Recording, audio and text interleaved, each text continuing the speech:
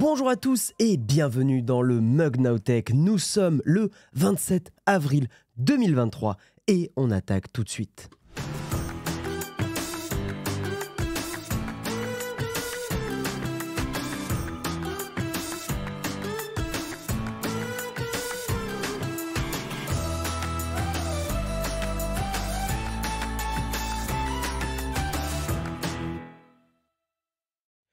Et bonjour à toutes et à toutes, comment vous allez les gens? Bienvenue dans le Mug Now Tech, trop content de vous retrouver pour l'émission de ce matin. Comment ça va? Est-ce que vous êtes chaud? Est-ce que vous vous réveillez tranquillement?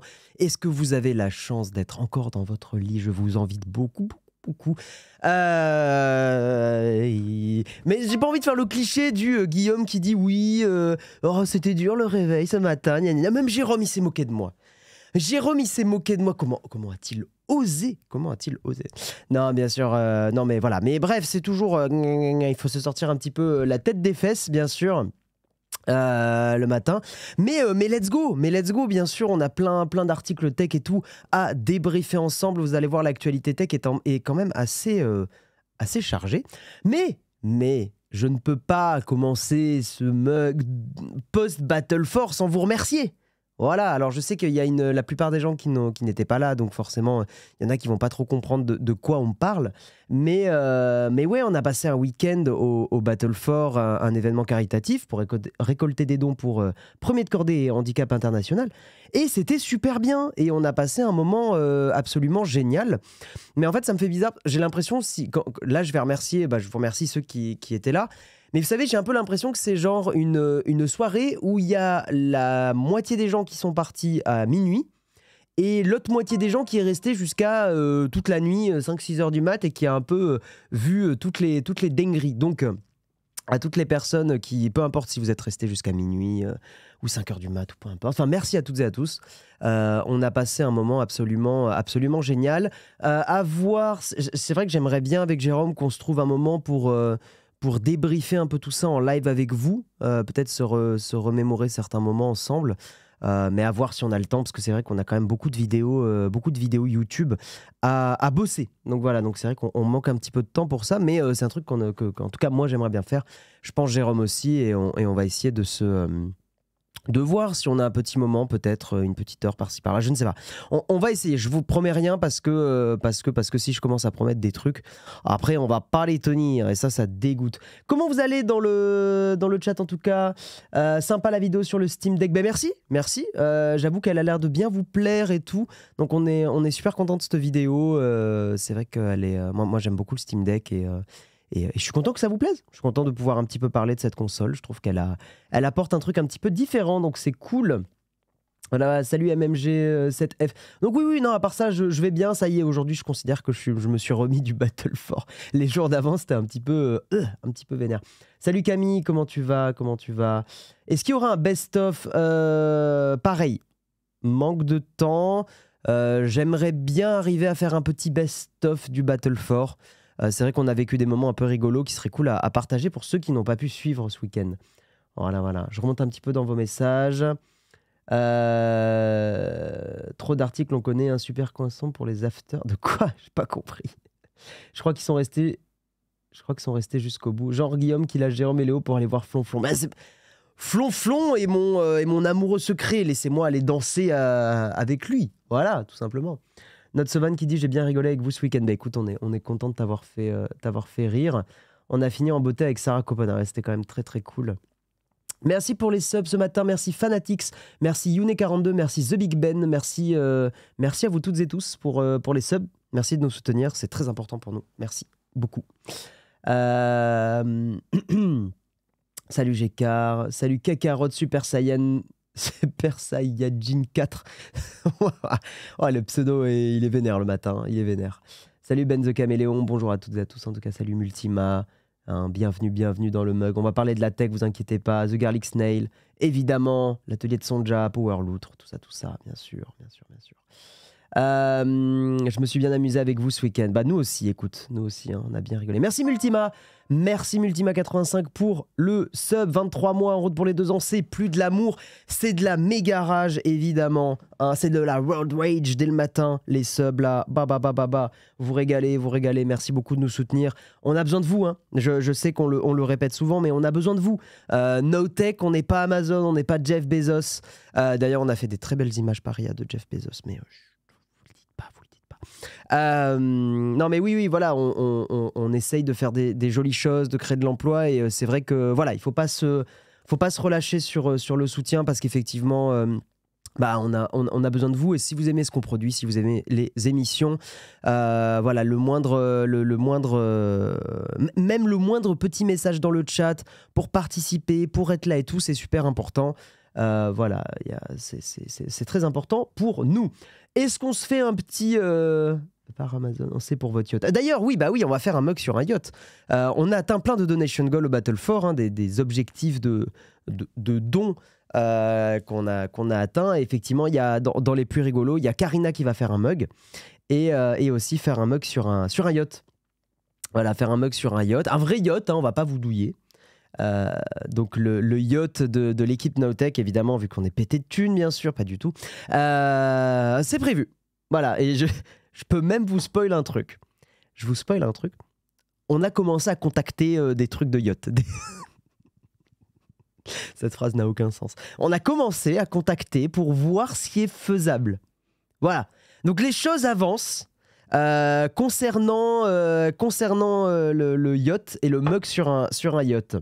Voilà, Guillaume Spoilman est de retour, et il est là, Guillaume Spoilman. On aurait dû faire un donation goal. Guillaume, arrête de spoiler. Voilà. Donc les choses avancent. Voilà, on vous ment pas, on vous prend pas pour des...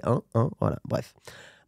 Allez, on est là pour parler du mug. Petit sommaire très rapide avant d'attaquer le Kawa. Dans l'actualité du jour, ma caméra est ici, ce n'est pas le bon endroit. On va la décaler ici. Dans l'actualité du jour tech, nous allons parler de l'App Store. Apple qui évoque enfin son nombre d'utilisateurs en Europe.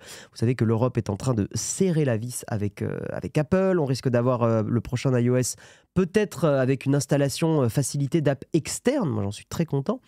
Et un petit peu dans ce contexte-là, Apple communique sur son nombre d'utilisateurs. Donc on en reparlera ensemble. On reparlera, pour moi, ça c'est le gros sujet du jour, c'est la grosse news du jour. C'est le rachat d'Activision Blizzard qui est en train de capoter. Les Anglais ont jeté tout leur pudding, bien sûr, sur Microsoft, et ont dit non. Ils ont dit absolument no Microsoft, no way en fait, voilà. Et donc on va en reparler, hein, mais Microsoft a fait appel. Néanmoins, ça sent un petit peu le roussi. Nous discuterons un peu de voitures électriques. Voiture électrique, merci Domivand pour le sub, merci énormément. Voiture électrique avec la marque BYD. Une marque qui n'est pas en train de bider.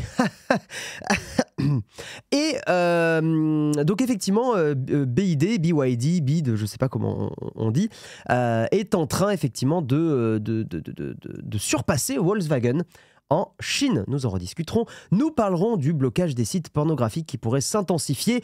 Des mesures qui, moi, me paraissent complètement bêtes et contre-productives, mais néanmoins, des gens pensent que c'est pense l'inverse, donc voilà, chacun a ses arguments et nous en discuterons ensemble. Mais il n'empêche que on est en train de renforcer un petit peu le verrou et le blocage des sites pornographiques sans passer par des juges, ce qui quand même à chaque fois que je lis ça me fait un petit peu grincer des dents, même si je comprends aussi d'une certaine façon le fait que si on passe par un juge pour bloquer chaque site pornographique qui ne respecte pas la loi, bon, c'est vrai qu'on va mettre du temps. Merci Sanit pour ton sub, merci énormément. Donc on en rediscutera ensemble. On parlera de la chanteuse Grims. J'imagine qu'on prononce comme ça. Je connaissais pas du tout. Je suis allé voir un tout petit peu avant de vous faire le mug. Elle a un univers assez cool. Grims, je trouve. C'est vrai qu'elle a fait des clips et tout qui sont assez sympas. J'aime bien son univers. Et elle a annoncé qu'elle autorisait l'utilisation de sa voix dans des chansons créées avec de l'intelligence artificielle. Je trouve qu'elle a une approche assez intéressante et assez originale. Donc on en reparlera. Et on verra si on a le temps. En plus, c'est un article un petit peu petit peu dur quand même. Mais cet article sur la justice brésilienne relance un peu le débat sur Telegram et on va dire les messageries chiffrées. Notamment parce que la messagerie Telegram est accusée de ne pas fournir aux autorités des données sur des groupes antisémites soupçonnés d'avoir inspiré des attaques meurtrières dans des écoles. Voilà, donc c'est vrai que c'est un article qui est quand même un petit peu difficile. Après, le but dans le mug, c'est pas de s'interdire des articles difficiles, c'est juste que déjà on verra si on a le temps, et de deux, bon, des fois c'est pas trop dans le mood de la matinale, donc on verra. Mais on verra, on en rediscutera, on verra surtout si on a le temps. Puis voilà, à la fin de l'émission, je vous reparlerai très rapidement du Battle 4, vous faire un petit débrief et tout, rapido, même si j'avoue que j'aimerais bien qu'on fasse un débrief un peu plus avec Jérôme et même l'équipe. On verra ça ensemble. Je vous propose qu'on attaque le Kawa, c'est parti.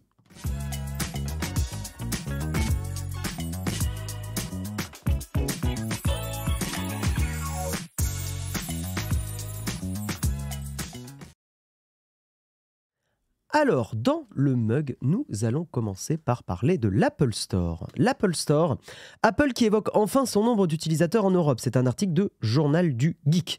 Dans le cadre du Digital Services Act, Apple lève le voile sur la fréquentation de l'App Store pour chacune de ses plateformes en Europe.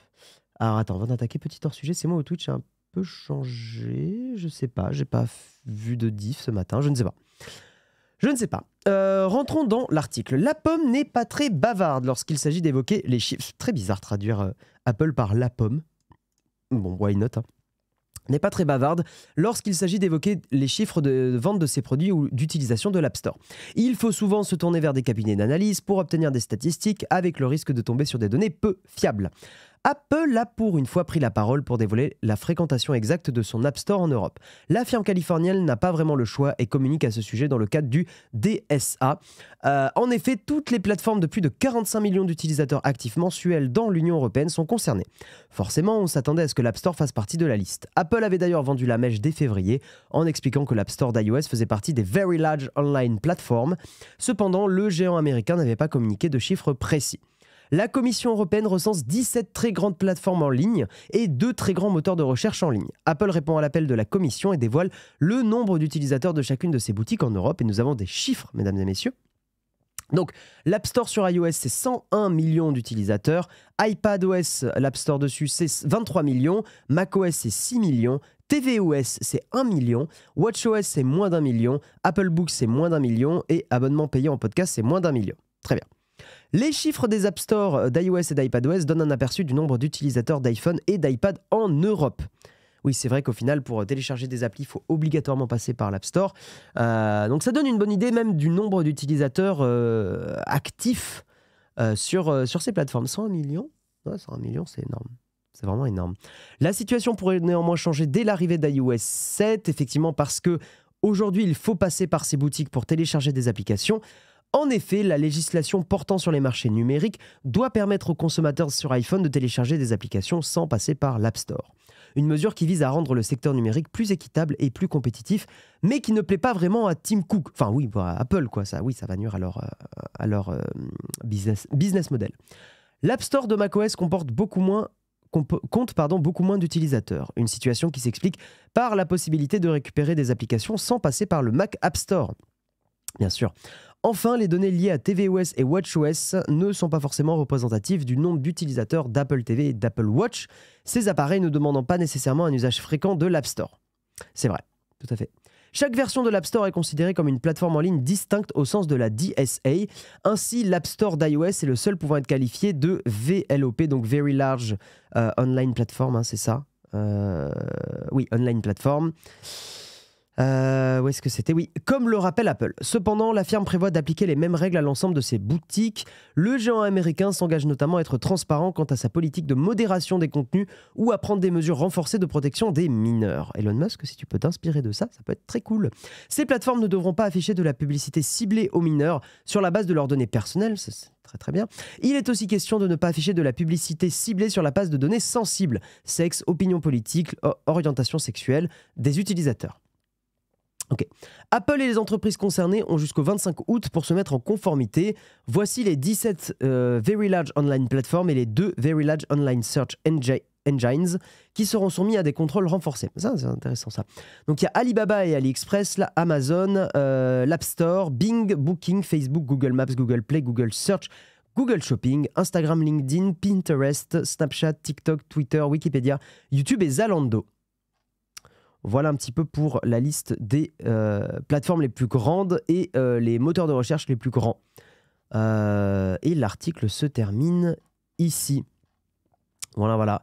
Bon, de toute façon, on verra un petit peu comment tout ça se décante lors de l'annonce d'iOS 7.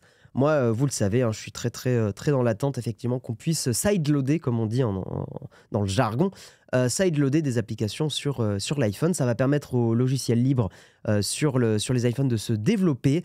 Ça va permettre aux petits développeurs et développeuses de commencer à coder des choses sans être obligé de débourser 100 balles pour l'abonnement développeur d'Apple. Je trouve que c'est une très bonne chose.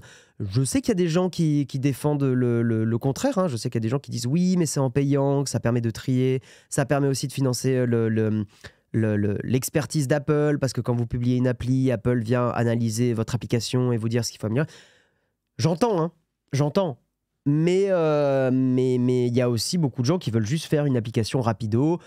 Ils n'ont pas besoin de la vérification d'Apple. Ils veulent juste être là pour avoir une application un peu rapide. Bah, typiquement, pour citer ça, au Battle 4, il y avait une application Android qui avait été codée pour le Battle 4, pour nous, hein, les streamers, pour qu'on puisse gérer des choses pendant l'événement.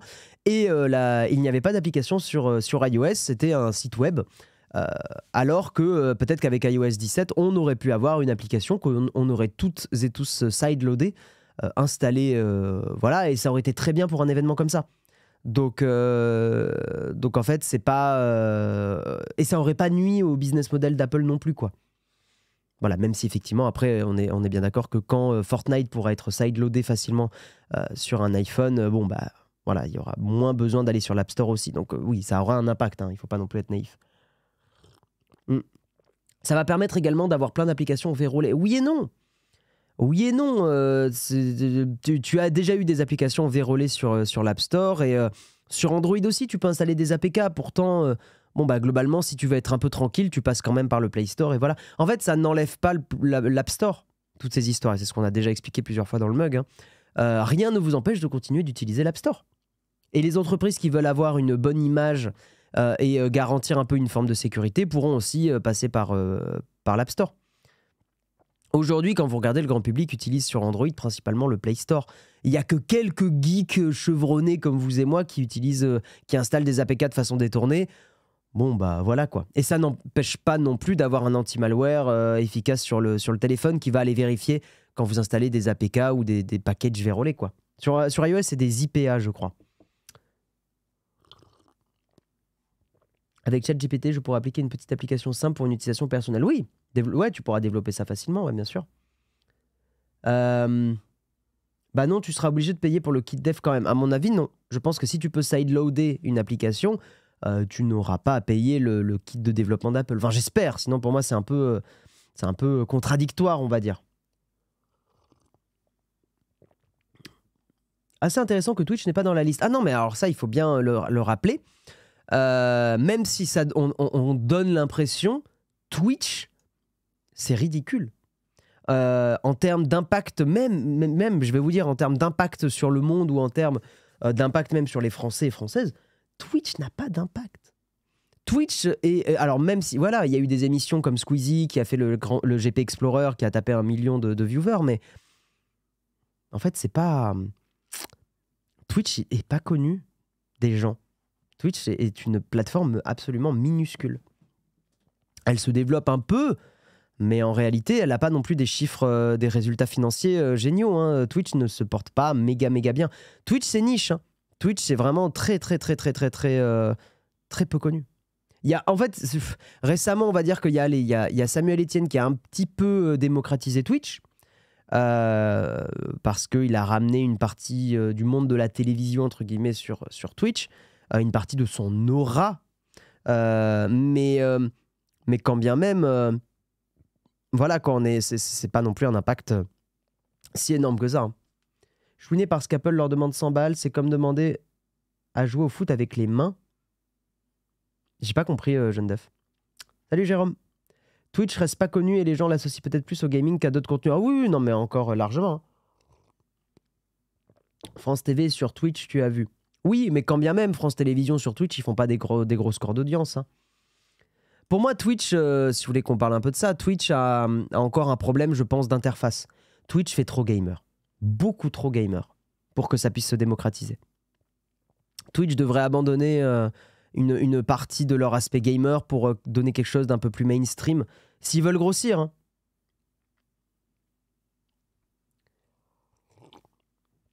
Pierre Riche, on a déjà expliqué qu'on ne critique pas la modération en public. Si tu veux, si tu as un problème avec la modération, n'hésite pas à leur envoyer des messages privés et vous réglez ça en privé. Et tu verras que la modération sont très gentils et t'expliqueront très bien s'il y a des problèmes. Voilà. Ne te sens pas agressé qu'un message soit supprimé. Il n'y a rien de personnel, il n'y a jamais rien de personnel quand on supprime vos messages. Durant mes études, j'ai publié plusieurs apps gratos sur le Play Store. J'aurais jamais dépensé 100 balles pour le faire. Oui, moi, en fait, là, pour le coup, pour vous partager un peu mon expérience d'étudiant que j'étais en développement, pareil, le fait de pouvoir publier ces applications facilement et gratuitement sur le store d'Android est une vraie bouffée d'air frais. En fait, on sent que, voilà, on a fait une petite application, on peut la publier facilement, on peut la partager à nos potes.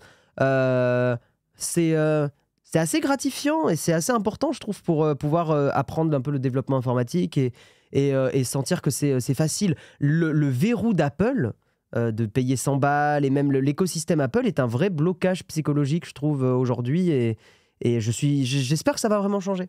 Je pense que c'est pas une... Même je pense qu'Apple, il perd aussi en partie à cause de ça.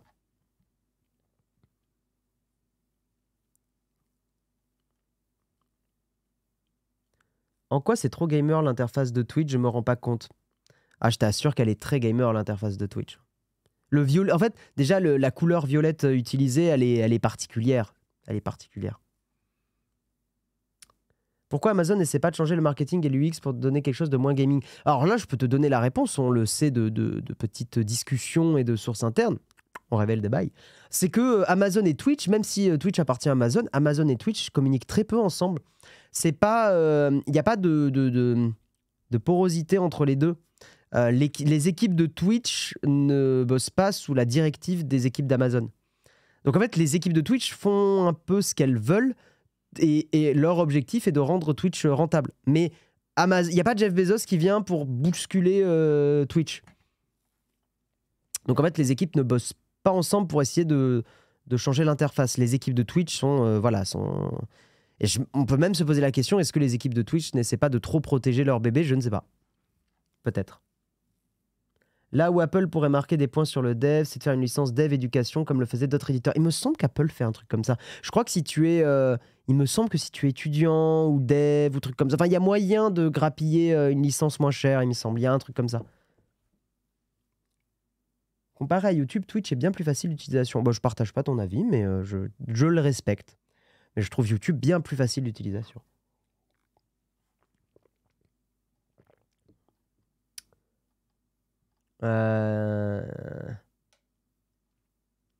Twitch devrait être que gamer, triste de vouloir le rendre casual. Moi, je trouve pas. Je trouve pas que casual soit forcément une mauvaise chose. Justement, Twitch a beaucoup souffert du fait que les gamers voulaient absolument garder Twitch dans ce côté gamer. Moi, au contraire, je suis pour que Twitch évolue et commence à avoir un certain impact. En fait, et ça t'empêchera pas d'avoir du gaming sur Twitch. Moi, je trouve ça aberrant de forcer ça, donc je devrais avoir le droit d'installer mon petit stand de légumes dans une grande surface, vu qu'ils se donnent le monopole dans leur surface. On a déjà débunké cet argument, Oxleni. Je comprends hein, ton parallèle, mais on l'a déjà débunké cet argument. On l'a déjà débunké dans le sens où, en fait, là, l'App Store, le problème de l'App Store et d'Apple, c'est qu'on est en situation de monopole. Alors, plus exactement, on est en situation de duopole, mais la réalité est qu'aujourd'hui, tu as deux plateformes mobiles. Tu as le Play Store et l'App Store. Et en fait, si tu es une petite startup et que tu veux publier, tu es obligé de passer par les deux. Tu peux pas te passer de l'un ou de l'autre, factuellement. Donc en fait, c'est en ça où il y a une situation de duopole slash monopole, c'est que Apple, après voilà, c'est une opinion qu'on a sur Nowtech, mais Apple a trop de pouvoir. Là, on parle de pouvoir, hein, on parle oui, de pouvoir, c'est le bon mot. Apple a trop de pouvoir. Voilà, Apple a trop de pouvoir. Aujourd'hui, tu ne peux pas te passer d'Apple pour toucher des utilisateurs n'importe où dans le monde. Même en Chine d'ailleurs. Donc c'est ça en fait le problème. Et c'est pour ça qu'il y a des régulations et c'est pour ça que les choses bougent. C'est que là aujourd'hui, et c'est le constat d'énormément d'experts et d'expertes, les GAFAM ont trop de pouvoir. Ont trop de pouvoir sur nos vies numériques. Je peux prendre 1000 exemples, mais tu peux aussi prendre Google et YouTube et le fait que sur YouTube, on te conforte dans tes opinions politiques, etc. Enfin, tu vois, tu te fais énormément influencer par les GAFAM sans même t'en rendre compte des fois. Influencé dans les usages de l'App Store, influencé dans tes opinions, influencé par exemple Netflix qui va, bon c'est pas un GAFAM, mais qui va te proposer des séries qui correspondent à ce que tu aimes déjà, donc en fait tu vas rester dans ton schéma de visionnage. Enfin tu vois, on est très... les GAFAM ont énormément d'impact sur nos vies. Probablement trop. Trop de pouvoir sur nos vies. Voilà. Après, ce pouvoir est un cocon très agréable et très doux. Jusqu'au jour où, par exemple, dans le cas de l'App Store, on est développeur et on veut publier. Merci Gecko Splinter pour ton 24e mois, 2 ans, let's go. Merci beaucoup. Merci beaucoup. Bien sûr, je suis d'accord avec toi. Sur le fond, mais dans la forme, j'ai des soucis. Ah non, mais après, de toute façon, on sera... Comment dire je trouve ça bien qu'on discute effectivement de la façon dont on applique la loi. Ça, je suis super intéressant. Le problème, c'est qu'il est déjà 8h28 et qu'il faut qu'on avance, surtout parce qu'on va passer au deuxième article. Mais j'aime beaucoup discuter de tout ça avec vous. Mais le temps passe et nous allons parler effectivement article de Numérama, pour moi, la grosse news du jour. Mais d'ailleurs, un peu, c'est marrant, ça fait un peu le lien, parce que là, on va aussi parler des GAFAM avec Microsoft, hein, vous le savez bien. Le rachat d'Activision Blizzard par Microsoft va-t-il capoter avec la décision des Anglais? Le pudding a été jeté sur Microsoft. Qu'est-ce qu'il se passe? L'autorité britannique de la concurrence s'oppose au rachat d'Activision Blizzard par Microsoft pour protéger le marché naissant du cloud gaming. Le géant du logiciel fait appel de cette décision, évidemment, mais les Britanniques viennent peut-être de condamner l'opération à s'effondrer. Voilà. Annoncé en janvier 2022, le rachat d'Activision Blizzard par Microsoft n'est toujours pas acté en avril 2023. La faute aux autorités anticoncurrentielles qui mettent des bâtons dans les roues aux deux entreprises américaines. Oui, mettre des bâtons dans les roues, c'est une façon d'écrire qui se pose des questions, quoi. Enfin, qui essaye de peut-être défendre les consommateurs. L'Union européenne, le Royaume-Uni, la Chine et les États-Unis, pour ne citer qu'elles, s'inquiètent de la puissance que pourrait avoir Microsoft s'il met la main sur une licence comme Call of Duty. Lui promet qu'il continuera de proposer le jeu sur les plateformes concurrentes en signant des contrats avec des groupes comme Nintendo, mais les autorités ne sont pas convaincues. Le lobbying de Sony, qui fait tout pour faire échouer l'opération, contribue d'ailleurs à éloigner progressivement le rachat d'Activision. Voilà. Le 26 avril 2023, après une première décision négative aux États-Unis, le Royaume-Uni vient peut-être de planter un coup fatal au rachat d'Activision Blizzard. La CMA, Competition and Markets Authority, annonce s'opposer à l'opération qui pourrait modifier l'avenir du marché du cloud gaming en pleine croissance et entraîner une réduction de l'innovation et moins de choix pour les joueurs britanniques au fil des ans. Microsoft fait appel, mais les chances de voir ce rachat se concrétiser semblent de plus en plus petites. Ce ne sont toutefois pas les allégations de Sony sur le rachat d'Activision Blizzard qui ont fait mouche. En effet, les reproches de l'entreprise japonaise ne sont pas justes aux yeux de la CMA. L'autorité anglaise ne retient pas cette piste puisqu'elle ne se dit pas inquiète pour l'avenir des licences du studio sur PlayStation dans l'hypothèse où Microsoft deviendrait son propriétaire. Donc a priori, c'est pas Sony le problème. En gros, si je comprends bien. Voilà. Par contre, la question qui est posée et qui inquiète la CMA, l'autorité de la concurrence britannique, c'est que c'est le cloud gaming. Regardez, joli. La CMA juge que Microsoft n'a pas été en mesure de la rassurer sur le cloud gaming malgré ses alliances avec de nombreux concurrents ces dernières semaines. La décision finale d'empêcher le rachat intervient après que la solution proposée par Microsoft n'a pas permis de répondre efficacement aux préoccupations du secteur du cloud gaming. Donc c'est le cloud gaming, a priori, qui pose principalement problème. L'autorité britannique estime les parts de marché de Microsoft de 60 à 70% avec son xCloud aujourd'hui, ce qui est déjà bien trop élevé. Ça, c'est intéressant, c'est un chiffre que je ne connaissais pas. Microsoft et son Xbox Cloud Gaming, c'est 60 à 70% du cloud aujourd'hui. très curieux de voir les autres pourcentages. J'aimerais bien savoir où se positionne Nvidia, Shadow, etc. Les accords passés avec Ubitus ou Nvidia... Ubisoft Ubitus ou Nvidia affichent trop de lacunes selon les Anglais. Que va-t-il se passer maintenant? Pour commencer, Microsoft fait appel. Le géant américain ne pourra avancer sans l'autorisation des Anglais, ce qui le force à revoir sa défense pour les rassurer. La procédure risque de prendre du temps, à tel point que certains s'interrogent sur sa réelle utilité. Le plus probable est que Microsoft attende la décision de l'Union européenne, qui devrait arriver d'ici au 22 mai. Si l'UE est favorable au rachat, Microsoft tentera sans doute de continuer à se battre au Royaume-Uni et aux États-Unis. Si l'UE dit non, alors il est probable que Microsoft renonce au deal et paye des indemnités qui devraient être de 3 milliards de dollars à Activision. Dans tous les cas, Microsoft se donne jusqu'à fin juillet pour devenir le propriétaire d'Activision Blizzard. D'ici là, il devrait être plié sur l'avenir de son deal à 68,7 milliards de dollars, le plus cher de l'histoire du jeu vidéo. Voilà. Alors, qu'est-ce que ça en pense dans le chat de tout ça? Je sais qu'il y a des personnes dans le chat qui étaient pas forcément d'accord, notamment avec mon avis. Je me rappelle plus de l'avis de Jérôme, donc je vais pas parler à sa place. Mais de mon point de vue, il me paraît raisonnable de penser que c'est plutôt une bonne chose qu'on ne donne pas encore plus de pouvoir justement à Microsoft, dans le sens où Microsoft contrôle déjà une partie du monde du travail, contrôle déjà une partie de nos divertissements. Je suis plutôt content que Microsoft n'agrandisse pas plus son contrôle du divertissement.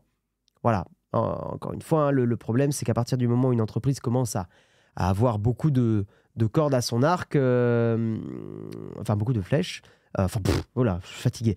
Mais en gros, plus une entreprise a effectivement de tours dans son sac, voilà, on va dire, elle peut commencer à avoir des pratiques complètement abusives et in fine, par exemple, au bout de 5 à 10 années, parce que je sais que dans le cadre de Call of Duty, c'est un peu la question qui se pose, potentiellement commencer à ne proposer Call of Duty que sur ces plateformes, etc., etc. Donc, ça lui donne un pouvoir immense, tout simplement. Sur le marché anglophone, Microsoft est dominant sur le jeu vidéo. Dans le reste du monde, c'est Sony et de loin. Oui, mais c'est pas forcément le problème ou la question là actuellement. Voilà. C'est aussi une façon de dire au monde et à sa population, grâce au Brexit, on est les maîtres chez nous. Tu penses qu'à Haradoc, je suis pas convaincu de cette analyse. Je pense pas que ça soit le Brexit, dans le sens où il est très probable que l'Union européenne prenne une décision assez similaire. Donc le Brexit dans cette histoire me paraît pas être une pièce angulaire du sujet, tu vois. Mais j'entends. Non, mais c'est peut-être que le Brexit a un impact, mais j'y crois pas trop. Très complexe car d'un côté, on a des créations de monopoles immenses dans cette industrie du jeu vidéo et de l'autre, Activision est une machine infernale qui nique les consommateurs et broie des employés. Oui, après, c'est pas parce que Microsoft rachète que ça va améliorer les choses, en soi. Pourquoi on parle de l'Angleterre? Microsoft, c'est pas US. Pourquoi on parle de l'Angleterre? Parce que l'Angleterre peut empêcher Microsoft, Activision, Blizzard de vendre sur son territoire, en fait. Donc les États-Unis ont besoin de l'aval à la fois de l'Union européenne, de éventuellement la Chine, du Royaume-Uni et des États-Unis. Voilà. Comment le Royaume-Uni peut-il bloquer un rachat international? Ah non, mais il ne peut pas bloquer le rachat à l'international. Par contre, il pourra bloquer le fait de vendre les licences au Royaume-Uni, ce qui est très problématique. Comment dire, Microsoft ne veut absolument pas ça, quoi. Je préférerais voir Activision repris par Microsoft que de le voir partir en Chine. Oui, mais non, on va pas souhaiter on va pas partir dans un quel est le moins pire. Moi, je préférerais qu'Activision Blizzard reste une entreprise indépendante et que, voilà, elle essaye de continuer à bosser. Ils ont quand même des moyens, Activision Blizzard, quoi. Non, clairement, je préfère que ça soit une entreprise qui soit indépendante plutôt qu'une nouvelle, un nouveau pan de Microsoft. Non, ça bloque le rachat si Microsoft veut continuer à travailler dans le Royaume-Uni. Ah oui, à ce point-là? Attendez, je vais relire un peu un truc. Moi, ce que j'en comprends, c'est que...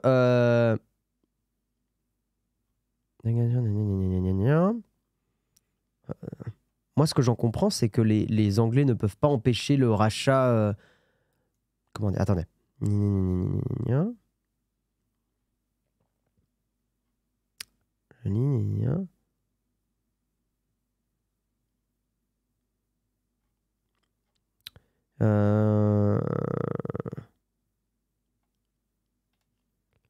Ouais, alors moi ce que j'en comprends, c'est que le Royaume-Uni voilà, dans l'article, ils disent qu'il peut effectivement bloquer le rachat. Mais ça me paraît un petit peu étonnant dans le sens où... est-ce que bloquer le rachat est un peu un raccourci pour dire ils peuvent empêcher le rachat dans le sens où ils ne pourront plus vendre au Royaume-Uni? C'est pas précisé dans l'article. C'est pas précisé. J'aimerais bien un petit peu plus de précision là-dessus pour pas dire une bêtise. J'irai vérifier un petit peu. J'irai vérifier.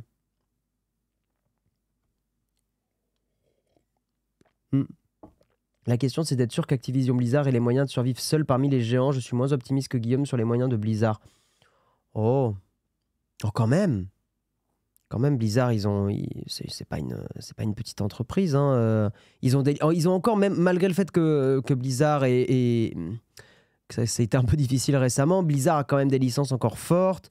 Des studios de la taille de Blizzard, il y en a pas. Enfin, c'est quand même un gros studio. C'est un mastodonte quand même, Activision Blizzard. J'ai pas l'impression qu'il faille absolument le rachat de Microsoft pour qu'Activision Blizzard puisse continuer de faire des licences et continuer de vivre. Pour le coup, par contre, s'il y a bien un studio qui m'inquiète beaucoup en ce moment, c'est plutôt Ubisoft. Ubisoft, pour le coup, depuis des années, là, il y a une super vidéo de Monsieur Plouf qui analyse un peu la chose. Ubisoft vont pas très bien. Là où Activision Blizzard, bon, ils ont Overwatch 2, ils ont relancé Diablo 4, qui a l'air de pas mal fonctionner.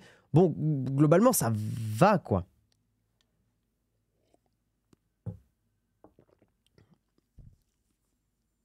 Ouais, Blizzard aussi, même au niveau financier, ils vont mal. Peut-être, ok. L'argument de la CMA qui tourne seulement autour du cloud gaming, ça pose un peu problème. Non, c'est pas forcément un argument bête, je trouve. Overwatch 2, Overwatch 2, je sais que j'avais lu des choses. Est-ce que Overwatch 2, tiens, voyons voir. Tiens, on va prendre 2 secondes. Overwatch 2, résultat financier. Est-ce qu'Overwatch 2 est rentable en ce moment ou pas? 3 février 2023, ça va, c'est assez récent. A présenté des résultats, alors, un an plus tôt, le chiffre d'affaires du studio a augmenté. Ouais, alors, c'est ce que je lis dans un autre article. Dans un article d'un site qui s'appelle Option Finance, je ne connaissais pas. Donc, oula, publié le 3 novembre 2021. Ok. D'accord, ouais, alors, attendez. Parce que sur Google, il me marquait que c'était... Enfin, sur DuckDuckGo d'ailleurs. Ah, résultat, premier trimestre 2023. Alors, 26 avril 2023. Bah, c'est récent. C'était hier. Voilà, alors, Activision Blizzard hier.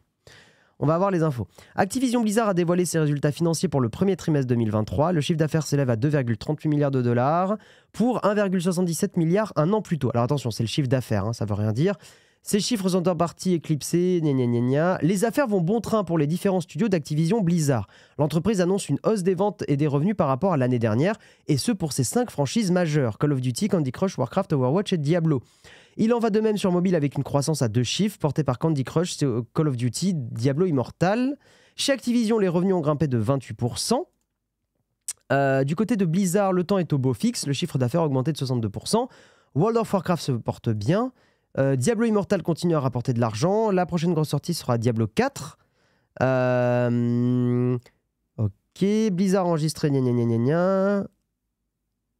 Alors, revenus. Activision, 179 MIO, c'est quoi? C'est milliards? Milliards? Non, millions. 179 millions de bénéfices. Bon, tout est dans le vert. Écoutez, a priori, à moins de vraiment d'avoir mal dormi cette nuit, mais je crois pas, on peut pas dire avec ces chiffres qu'Activision Blizzard se porte mal. Ou dites-moi dans le chat, mais là, je suis pas en train de rêver. Donc, pour moi, c'est un argument moins pour... Vous voyez, si par exemple, on disait que Blizzard se porte mal, enfin, Activision Blizzard se porte mal, D'accord, je comprends l'idée d'un rachat.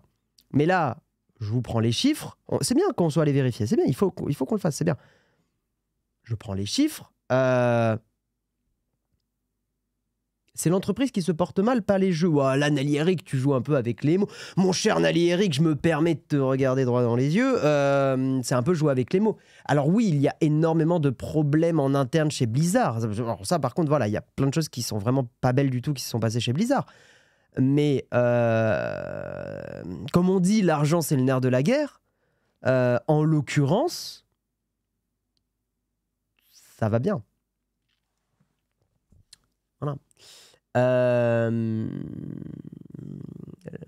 Le problème aussi, c'est que Activision Blizzard, leur modèle économique est grandement axé sur les lootbox, mais l'UE commence à se pencher dessus, donc ça va couler. Oui, d'accord. Non, mais j'entends tout ce que vous dites, vous avez raison. Vous avez raison. Néanmoins, on ne peut pas dire que c'est une entreprise qui se porte mal. Voilà. L'article mentionnait les chiffres d'affaires sur les jeux. Non, il y a les bénéfices, Neil Simon. Si, on en a parlé des bénéfices. Non, les bénéfices sont là. Hein.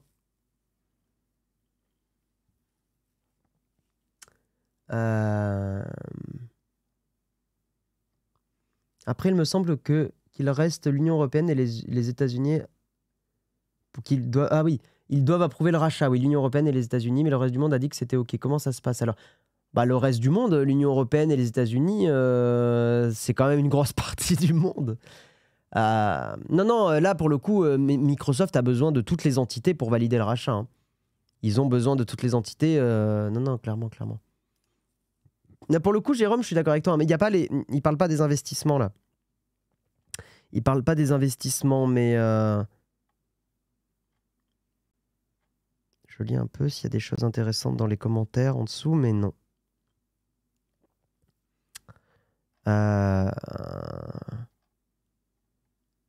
Mais voilà quoi. En tout cas, non. En tout cas, ça a l'air quand même de pas trop mal se porter quoi.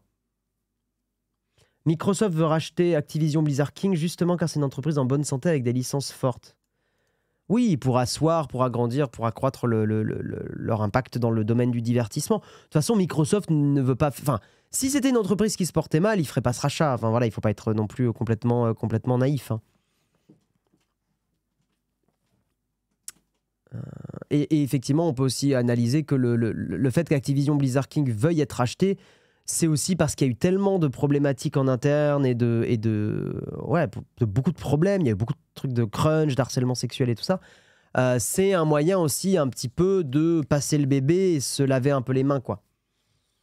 Et c'est là où je ne ferai pas une spéciale dédicace à Bobby Kotick, qui n'est pas vraiment une personne que je porte dans mon cœur. Oui, non, mais tu as raison, Jérôme. Hein. Mais alors justement, bah tiens, Jérôme, tu en parles, que une entreprise est en bonne santé par rapport à son cours dans la bourse aussi, parce que c'est la confiance dans l'entreprise. Ils en parlent dans l'article. Ils en parlent, donc c'est intéressant que tu dises ça. Je l'ai lu où? Je l'ai vu.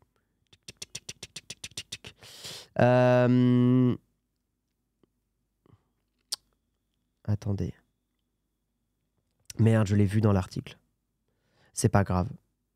Tiens. Les revenus ont grimpé. Après, le problème, là où on pourrait contre-argumenter, bon, je sais plus où je l'ai vu, peut-être c'était dans leur article, je sais pas. Mais le cours de l'action, en tout cas, avait l'air d'être plutôt en bonne santé. Maintenant, il faut se méfier parce que justement, est-ce que le cours de l'action était en bonne santé parce que Microsoft allait racheter? Et c'est vrai que si j'investissais en bourse, si je vois que Activision Blizzard va se faire racheter par Microsoft, ça m'aurait donné envie de mettre des sous sur Activision Blizzard. Maintenant, j'avoue que l'annonce du fait que c'est en train de bloquer, à mon avis, je suis sûr que si on regarde le cours de la bourse, tiens, curiosité. La cours de bourse, c'est quoi? C'est Activision Blizzard King? Activision Blizzard, est-ce qu'on va la voir? Voyons voir. Activision Blizzard. Ouais, ils sont pas en grosse croissance, quoi. C'est stationnaire. Ok. Et on peut voir à 5 jours. Oui, voilà. Oui, voilà. Ça ne m'étonne pas trop. C'est ce que je me doutais là, juste avant de le regarder, mais effectivement, ça ne m'étonne pas.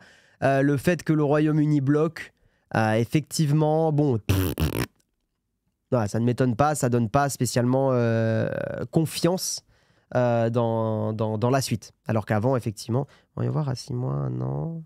C'est marrant, tiens, si on regarde sur 1 an, plutôt sur les 6 derniers mois, c'est intéressant, hein, on peut voir qu'effectivement, là, à partir d'ici, il y a dû y avoir une annonce le 24 mars, j'imagine, parce que là, entre le 22, 23, 24 mars, il y a eu quelque chose qui s'est passé.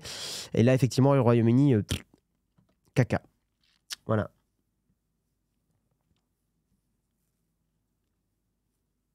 Oui, c'était stationnaire parce que le rachat est en... Non, mais bien sûr. Mais donc, intéressant de voir que voilà, dès qu'il y a eu l'annonce du Royaume-Uni et du blocage, paf, l'action est redescendue. Effectivement, les gens ont moins confiance. C'est intéressant, tout ça. Voilà. Je lis quelques commentaires au cas où. Non, c'est aussi les bitcoins qui ont chuté. Ah, les bitcoins ont beaucoup chuté cette nuit? Attendez, on va regarder. Cours du bitcoin. Du Bitcoin. Putain, c'est là où DuckDuckGo il est quand même moins bon que Google. Hein. Il donne pas le cours immédiatement. Voyons voir le cours du Bitcoin. Ouais, c'est pas une chute spectaculaire. Hein. Le cours a augmenté. Bon, oui, non, oui. Je comprends pas ce qu'il faut voir sur le Bitcoin là. Il y a une grosse chute ici, mais ouais, non, je sais pas ce qu'il faut voir là. Attention, on est à ça de parler de NFT. Non, je vous épargnerai ça ce matin. Pas d'inquiétude.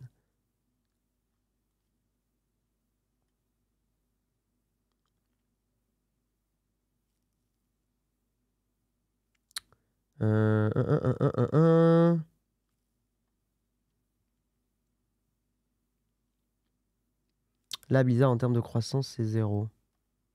Je pense que ce n'est pas question de faire quelques centaines de millions de bénéfices qui soit la question. Ces grands éditeurs ont besoin de s'adosser à des beaucoup plus gros acteurs qu'eux, car ils ont des investissements à milliards à faire pour se développer sur le cloud gaming. C'est de la bonne gestion que de vouloir mixer des acteurs du cloud avec des grands studios de jeux. Alors c'est une très bonne réflexion. On va terminer sur cette réflexion-là. Néanmoins, bien sûr, tu as raison, effectivement, que là, ce qui va peut-être bloquer chez Activision Blizzard, c'est la capacité d'investissement, ce que Microsoft a. Néanmoins, rien n'empêche Microsoft, Activision, Blizzard de collaborer, de partir sur une collaboration et d'essayer de développer des choses, pas forcément justement avec un rachat, mais peut-être plus en négociant des choses, quoi. Faut pas oublier, hein, pour conclure là-dessus, que si les autorités de la concurrence bloquent, c'est pas pour faire chier gratuitement. C'est pour protéger les consommateurs et pour éviter qu'effectivement il y ait des abus de pratiques commerciales de la part de grands groupes, comme par exemple on peut avoir aujourd'hui avec, pendant des années par exemple Google qui aspirait des données complètement sans se poser de questions, des choses qui n'étaient pas respectées de la part des GAFAM. Voilà, tout est fait dans le but, les autorités de la concurrence sont là d'abord pour vous protéger.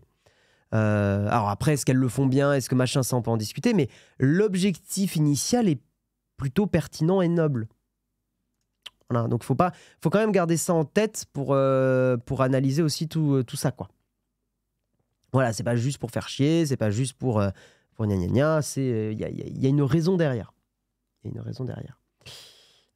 Oui, c'est ça. Et François Michel, bon, tu le dis un peu vulgairement, mais effectivement, l'objectif de Microsoft, le rachat, c'est de maximiser les profits. Voilà, alors, les capacités d'investissement, tout ça, c'est très important, mais l'objectif derrière le rachat d'Activision Blizzard par Microsoft, c'est avec ce rachat, on va continuer à augmenter les profits et des revenus, ce qui n'est pas forcément un gros mot. Mais là, c'est déjà une méga entreprise, Microsoft.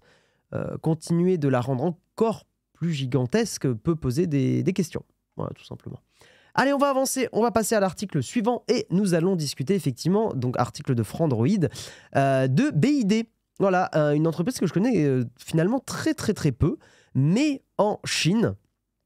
Le plus redoutable adversaire de Tesla met fin au règne de 15 ans de Volkswagen en Chine. Je sais que dans le chat, on a des personnes qui ont des véhicules électriques. Est-ce que vous connaissez BYD ou BYD ou BYD, je ne sais pas comment on prononce, qui est apparemment une marque chinoise de voitures qui est en train de proposer des véhicules un petit peu partout dans le monde de très bonne qualité, a priori pour un prix assez réduit. Est-ce que ça vous parle? Et notamment, aujourd'hui, on en parle dans le mug parce que BYD vient de passer devant Volkswagen en Chine. Effectivement, quand même, ça a l'air d'être un gros truc. j'en ai une dans ma rue et le nom complet est ridicule. Comment ça, le nom complet est ridicule? C'est-à-dire en Chine, les constructeurs automobiles se livrent une guerre sans merci pour conquérir des parts de marché, ce qui remet en question la viabilité de certains groupes historiques occidentaux. Dans ce contexte, BYD est devenu le constructeur automobile le plus gros en Chine durant le premier trimestre, selon les données de Bloomberg, détrônant ainsi Volkswagen, qui était le leader incontesté du marché depuis 15 ans. La part de marché de BYD atteint 10,4%, tandis que celle de Volkswagen est tombée à 10,1%, un chiffre bien en deçà de son maximum de 16,6% en 2014. Pour s'apercevoir de l'ascension de BYD, il y a 2 ans, la part de marché n'était que de 2%, mais elle est désormais la marque la plus vendue en Chine. Rien que sur le marché chinois, BYD pourrait ainsi vendre près de 3,7 millions de voitures d'ici la fin de l'année. La voiture électrique et sa technologie sont au cœur de cette réussite. BYD ne vend que des véhicules 100% électriques ou hybrides rechargeables. En 2021, plus de 3,5 millions de véhicules de ce type ont été vendus en Chine, un chiffre qui devrait atteindre 6,5 millions en 2022. Volkswagen a environ vendu 25 000 véhicules électriques et hybrides rechargeables au premier trimestre 2023, tandis que BYD en a vendu 441 000, dont seulement 126 étaient à essence.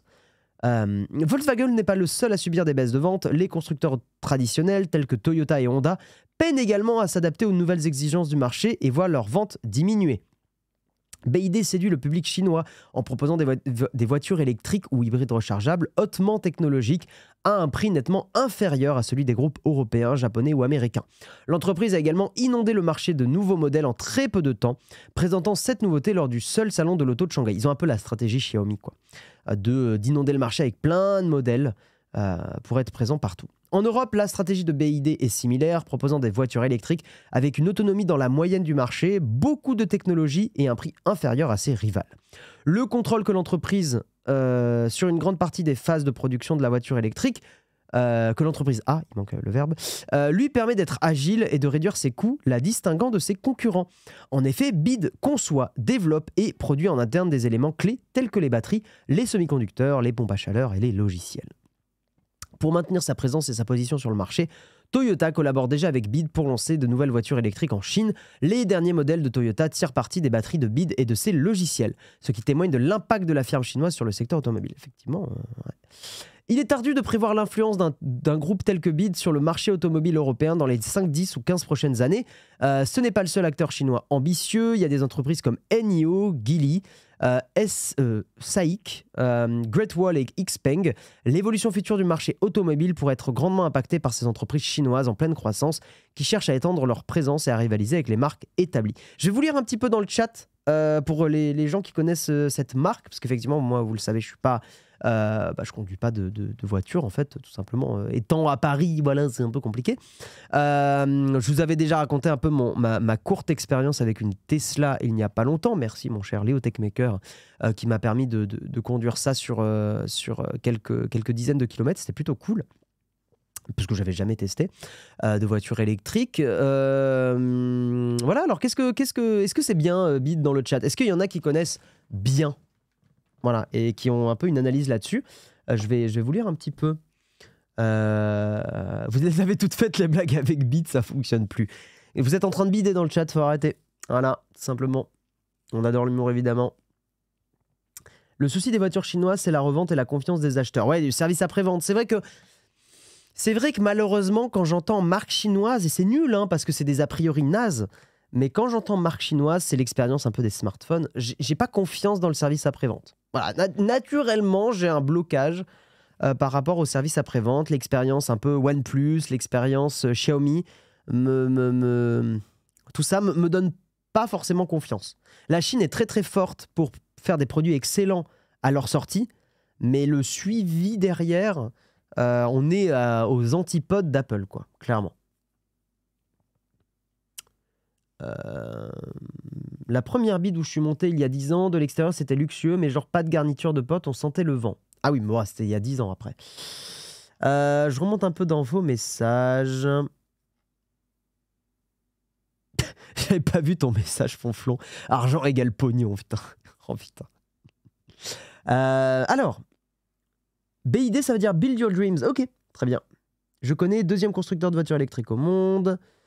J'ai croisé un SUV il y a peu. Ok. J'en ai vu au salon de l'auto. J'en ai vu, mais des hybrides et pas purs électriques. C'est juste le leader du marché des véhicules électriques. Il y a un fort communautarisme en Chine en achetant local. J'ai vu des articles, c'est plus innovant que les autres acteurs avec changement de batterie en 10 minutes max. Ok, intéressant, super intéressant. Ils sont très au point sur les véhicules électriques. Ils ont créé les Beat Blade, des batteries très bien foutues. Ok, bah pour le coup, si Toyota utilise les batteries Beat, c'est que quand même ils ont un bon impact, quoi. Vous moquez pas des noms de marques de voitures. Allez voir toutes les marques françaises de voitures qui ont fermé. C'est une marque qui est en train de monter, plus abordable et bonne autonomie. Ok. C'est le leader mondial. Ils ont une technologie de batterie en lame qu'ils fournissent à leurs concurrents. Ok. Après, les produits de Volkswagen sont actuellement mal positionnés et éloignés de ce qu'on pourrait attendre d'une Volkswagen. Ok. Honnêtement, au niveau finition, on est sur du premium en plus. Ouais, ils ont l'air de faire du... Voilà quoi. Si je devais comparer au monde du smartphone, c'est un peu comme les hauts de gamme Xiaomi qui ont des looks un peu similaires aux iPhones, qui font très premium, qui sont de la plutôt bonne cam, quoi. Effectivement, Xiaomi 12, Xiaomi 13, tout ça. Le souci des voitures chinoises, ça, on en a parlé. Les batteries bides ont tendance à s'enflammer. Ouais, après, pour le coup, il y a eu des batteries de Tesla qui se sont enflammées, donc c'est pas pour minimiser, hein, mais Samsung aussi a eu des batteries qui se sont enflammées, donc en fait, bon. La première bide où je suis monté, ça je l'ai lu. Ce sont des voitures très bien conçues. À la Tesla, ils ont tout repris depuis zéro. Ok. Je suis dans le secteur auto et c'est un monstre de la voiture électrique. On a tous un blocage. Mais quand ils vont arriver avec des voitures 2 fois moins chères que nos européennes, ça va piquer. Au final, on regarde toujours le porte-monnaie. Ouais, en fait, c'est là où on est d'accord, les gens dans le chat, confirmez-moi ça. Aujourd'hui, un véhicule électrique, on va dire un bon véhicule électrique, c'est quand même au moins 30 000, 40 000 euros minimum. Bon, on est d'accord. Le jour où une marque peut-être chinoise commence à arriver avec des véhicules électriques qui seront aux alentours de 15 000 balles, 15 000, 20 000 euros, c'est là où ça va casser le marché, quoi. Casser le marché. Mais on est d'accord, hein, aujourd'hui, un véhicule électrique, c'est vraiment gros minimum 30 000, 40 000. Ce qui est quand même un budget absolument pas accessible pour la majorité des Français, quoi. Il y a plusieurs années, on n'avait aucune confiance dans les voitures coréennes. Aujourd'hui, aucun problème. Moins cher qui coûtera plus cher. En fait, le plus gros souci avec les marques chinoises, c'est qu'elles font d'excellentes voitures pour rapport qualité-prix, mais c'est la mort des marques européennes qui ne peuvent pas concurrencer. Parce que la Chine a les usines directement aussi dans le pays, hein. Le plus gros problème avec les voitures fabriquées en Chine, c'est le bilan carbone. Mais de toute façon, évidemment, de toute façon, c'est le problème du débat de la voiture, c'est que la voiture est encore absolument nécessaire pour énormément de gens. On ne peut pas s'en passer du tout. Mais on le sait, hein, l'écologie, enfin les évolutions écologiques doivent nous forcer à trouver d'autres moyens de transport. Mais d'un autre côté, il y a plein de gens qui ne peuvent pas se passer de la voiture. Donc là, on a aussi une contradiction là-dessus, quoi. Autant dans la fabrication des voitures que dans le fait que il faut qu'on arrive à moins utiliser ça, quoi. Et je dis ça justement... c'est compliqué. Très compliqué, vous le savez. Le Futuroscope a UC des batteries qui sont enflammées. Ah oui, putain, oui. Ceux qui disent que la finition n'est pas au top, clairement, regardez... De quoi? J'ai pas compris ton message. Il y a la Dacia Spring à 20 000 euros, mais c'est la plus basse. À 20 000 euros, t'as une voiture électrique aujourd'hui, ok? Dacia, 20 000 euros, ok. Elle est bien, la Dacia? Parce que 20 000 euros, si elle est... Enfin, si c'est vraiment l'entrée de gamme et qu'elle est pas bien, bon, bof.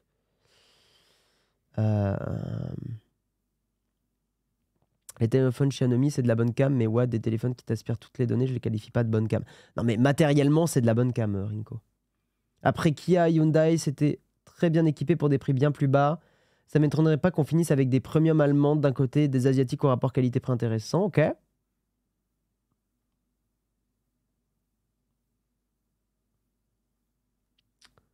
Le parc électrique, logistique, service après-vente européen ne peut pas suivre. Donc oui, les voitures chinoises arrivent, mais pour le moment, le parc européen est loin de pouvoir suivre la conso. Ok.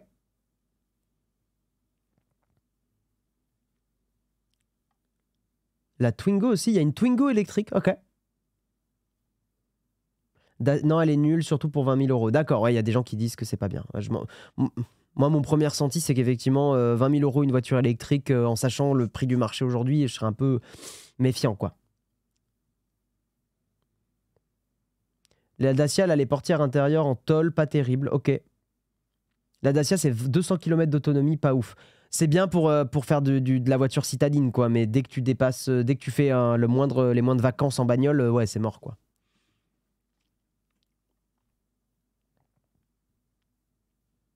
Dacia, 100 km d'autonomie, donc pas ouf.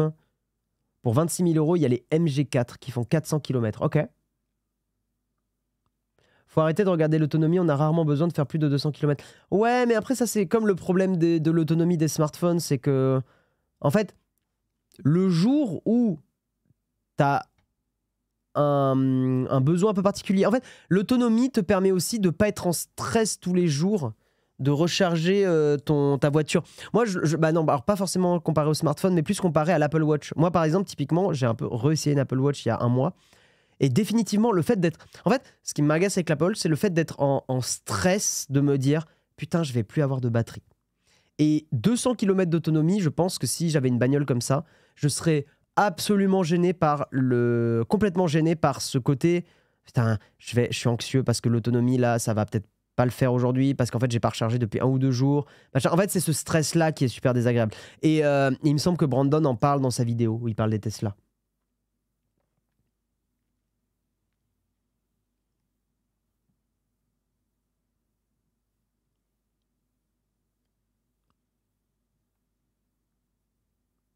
Mais de toute façon, j'ai pas de voiture, j'ai pas besoin de voiture en ce moment, donc voilà. En fait, oui, après 300-400 km, on est déjà plus tranquille, oui, largement.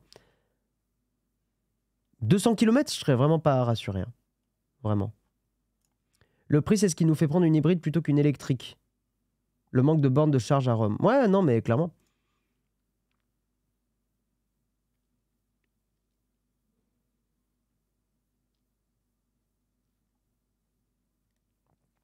L'Apple Watch, je tiens tout le week-end, charge vendredi après-midi au bureau jusqu'à lundi matin arrivé au bureau.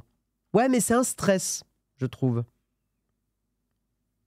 L'Apple Watch Ultra. Après, le problème de l'Apple Watch Ultra, elle est super, hein, mais elle coûte une méga blinde, quoi. Moi, je la trouve très, très, très, très, très chère. C'est une super montre, hein, clairement. C'est pour moi, c'est la meilleure montre connectée largement, mais déjà, j'aime pas le design et en plus, beaucoup trop cher. Souvent, on dit elle recharge pendant que vous mangez sur l'aire d'autoroute, mais perso, je reste rarement plus de 15 minutes sur les aires d'autoroute. Oui, après, Bicré, ça, c'est une utilisation personnelle que tu as. Il y a plein de gens qui restent plus longtemps sur une aire d'autoroute. Enfin bon, pour moi, ça, c'est pas forcément un argument, quoi. Mais je comprends. 200 km, mais sur voie rapide, tu consommes plus, donc c'est moins de 200 au final. Oui, parce que tu as les frottements de l'air, évidemment. Dire que Renault était dans les premiers à faire une voiture électrique avec la Zoé, maintenant ils sont à la ramasse. Mais c'est vrai, fallait dégager le PDG. Après, mais on va terminer là-dessus. Vous savez que, comment dire, sans vouloir excuser forcément Renault ou son patron, c'est dur d'être innovant tout le temps. Et de gérer une entreprise pour toujours se remettre en question et tout. En fait, je trouve ça facile de dire oui, on dégage le PDG, machin et tout, mais la réalité, c'est que... En fait, c'est là où des entreprises comme Tesla, les entreprises chinoises, en fait, c'est beaucoup plus facile d'être innovant quand tu es un nouveau arrivant sur le marché. Alors, tu as 1000 autres problématiques, mais tu dois... En fait, vous imaginez, vous êtes à la direction d'une entreprise, les gens ont l'habitude de bosser d'une certaine façon, et d'un coup, vous arrivez, vous dites aux gens, bon, bah, on fait plus d'essence, on fait que de l'électrique, ça change complètement votre façon de travailler. C'est des gens à reformer, c'est des gens à machin. Alors, c'est pas pour donner des excuses, hein, mais en fait, c'est pas aussi simple que ça, quoi. C'est facile de dire le patron, c'est une merde. La réalité, c'est que c'est super compliqué de pivoter dans une entreprise. Très, très, très, très, très, très compliqué. Voilà. Très, très, très compliqué. Donc, et c'est beaucoup plus facile pour, même, je dirais, pour des entreprises aussi chinoises, dans le sens où les entreprises chinoises ont aussi leurs usines à côté. Donc, c'est plus facile aussi de faire des essais, de faire des machins et tout ça, quoi. Voilà. Je vous propose qu'on passe à l'article suivant. Je pense qu'on va terminer avec l'article suivant, parce qu'il est déjà 9h06, le temps est passé très, très, très vite. Euh, Effectivement, Jérôme, ton message, il me fait sourire. C'est pas plus cher qu'une inox, la Ultra Apple Watch. Donc si ta prio, c'est la résistance aux rigueurs, c'est pas si déconnant. Jérôme en post-rationalisation. Un petit peu, Jérôme. Mais fondamentalement, c'est quand même pas un mauvais achat, hein, loin de là. C'est juste, c'est quand même très, très, très, très, très cher. Mais c'est une super montre. T'as vu, j'essaye de te rassurer, Jérôme. Allez, on enchaîne sur le dernier article du jour. Au final, on a fait que 4 articles. Mais néanmoins, on a beaucoup discuté. Et c'est aussi ça qui est cool le matin, c'est de prendre un petit peu le temps de blablater avec vous. On va terminer avec cet article-là qui fait toujours un peu débat. Et moi, vous connaissez un peu mon opinion là-dessus, mais on va en reparler. Le blocage des sites pornographiques pourrait bientôt s'intensifier. Article de Numérama. Faciliter le blocage des sites pornographiques, c'est ce que doit permettre un futur projet de loi. L'autorité de référence pourrait ainsi exiger des fournisseurs d'accès Internet et des moteurs de recherche d'agir sans devoir passer d'abord par un juge. Celui-ci pourrait être toujours sollicité, mais après. Bloquer des sites pornographiques à la volée, sans passer par la case judiciaire, voilà la direction dans laquelle se tourne le gouvernement. De toute évidence, l'exécutif cherche un plan pour accélérer la répression des sites X, ne se pliant pas à l'obligation de bien vérifier l'âge des internautes, parce que c'est bien de ça dont on parle, les gens. C'est le fait que, vous savez, on en a parlé, hein, sur Backseat aussi, Jean Massier, il avait accueilli des personnes qui bossaient j'allais dire dans un contexte pornographique. Il me semble qu'il y avait une ancienne actrice X qui maintenant gère une entreprise liée toujours au secteur de la pornographie. Il y avait des personnes qui avaient bossé sur le texte de loi et tout. Enfin bref, c'était assez intéressant. Et effectivement, bon, bah voilà, l'idée c'était de dire les sites qui sont où c'est trop facile de dire oui, j'ai plus de 18 ans, ça dégage, il va falloir mettre en place une vérification logicielle. Parce que, voilà, à titre personnel et sur le mug, et je pense que vous êtes une majorité de gens dans le chat à le penser, c'est un peu. Stupide, c'est pas le bon mot, mais c'est un peu. C'est vraiment foutre des coups d'épée dans l'eau, quoi. Hein. Bref, c'est un peu inutile, quoi. C'est tellement facile sur Internet de contourner ce genre de blocage que bon, bref. C'est ce que signale le site Next Impact le 25 avril 2023. Le projet de loi en cours d'examen par le Conseil d'État inclut une disposition qui doit permettre de contraindre les FAI à bloquer tel ou tel espace ne se conformant pas aux consignes françaises. Ce pouvoir serait confié à l'autorité de la régulation de la communication audiovisuelle et numérique. Actuellement, l'Arcom doit respecter une fenêtre de 15 jours entre la date de mise en demeure du site X sans dispositif valable de vérification d'âge et l'instant où elle peut passer à l'action. L'échéance passée et faute de réponse du site mis en cause, l'Arcom peut alors saisir le tribunal judiciaire de Paris. À ce moment-là, la justice entre en action et à l'issue de l'instruction prononce le blocage et le déréférencement du site fautif. Voilà pour la théorie. Dans la pratique, la judiciarisation des dossiers est lente et les sites pornographiques trop nombreux sur le net pour que cette méthode soit viable, d'où l'idée manifeste de simplifier la procédure en retirant le juge de l'équation. Gardez toujours un warning dans votre tête quand vous lisez « retirer le juge de l'équation ». Bref.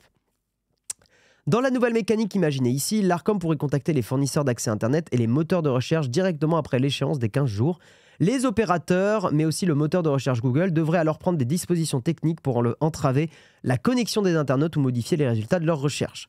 La disposition figure dans un texte plus large qui doit adapter en droit français les mesures contenues dans le DMA et le DSA. On en a parlé au début de l'émission.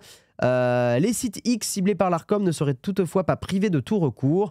Il y en aurait toujours un, mais qui ne passera pas par le juge judiciaire. Il faudrait saisir le juge administratif dans un court délai. Le tribunal offrirait alors un bref répit pour statuer. En cas de jugement défavorable, la possibilité de former un appel, là aussi dans un court délai, serait toujours possible. Ce mécanisme bouscule le rôle de la justice. Elle ne serait sollicitée qu'après coup, optionnellement si le site pornographique établit un recours. En outre, la compétence passerait de l'ordre judiciaire à l'ordre administratif, une branche de la justice occasionnellement considérée comme moins indépendante que la première, bien que cette idée soit contestée. Aujourd'hui, les sites pornographiques n'ont aucun dispositif permettant de vérifier effectivement l'âge des internautes. Vous le connaissez, hein, c'est le fameux « j'ai 18 ans ou plus, entrez ». Voilà, vous connaissez hein, cette bannière. En répondant par l'affirmative, le site vous ouvre ses portes. Parfois, il n'a même pas de page de garde. Tout à fait. C'est à l'Arcom que revient la capacité de dire si tel ou tel mécanisme de contrôle de l'âge est conforme. Problème, si la loi ne dit pas ce qu'il convient de faire. Problème, la loi ne dit pas ce qu'il convient de faire. De fait, les sites X sont laissés sans direction. Sans déconner, c'est vrai ça. La loi ne dit pas ce qu'il convient de faire. Ah bon